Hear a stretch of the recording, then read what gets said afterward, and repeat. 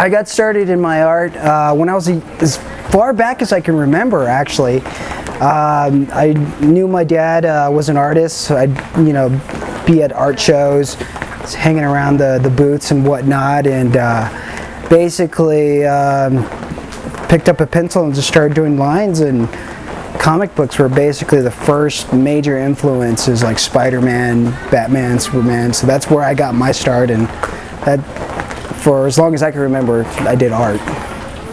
I introduced more of the mythology and the folklore and the stories of what I grew up with from my mom, my dad, my grandma, grandparents, like, this is a Hogan, this is a male Hogan, this is a female Hogan.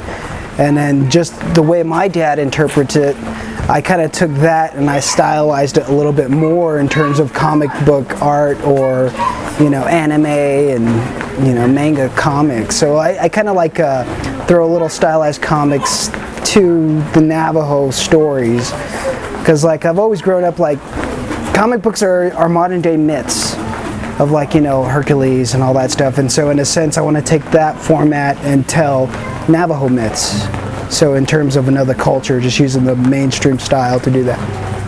What I want to do is like break all of those preconceptions and bring art into a much more user-friendly and mainstream way, like Barnes & Noble and Nickelodeon cartoons, but with more Native American authenticity in terms of telling the stories without the whole Hollywood stereotypical hype and stuff.